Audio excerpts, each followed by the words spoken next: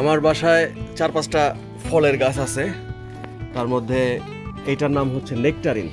বাংলাদেশে সুপার স্টোরগুলোতে এই আগোরা টাগোরা এইসব দোকানগুলোতে এই নেকটারিন সেল করতে দেখতাম। তো এখন দেখি আমার এই বাসাতেই একটা নেকটারিন গাছ পাওয়া গেল।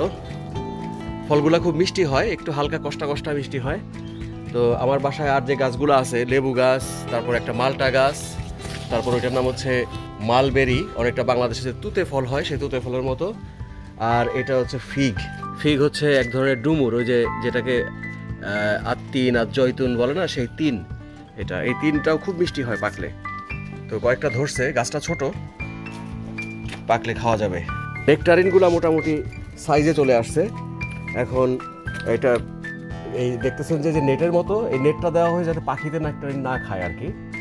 দিয়ে আসলে খুব একটা দরকার ছিল না, কারণ এত নেকটারিন হয়েছে আমরা খেয়ে সারতে পারবো না, পাখি কিছু খাইলে ভালোই হতো। তো যা কয়েকটা পেরে রেখে দেই, পেরে রেখলে 1-2 দিন রাখলে এগুলা একদম খুব সফট মিষ্টি একটা ফ্লেশি জিনিস হবে।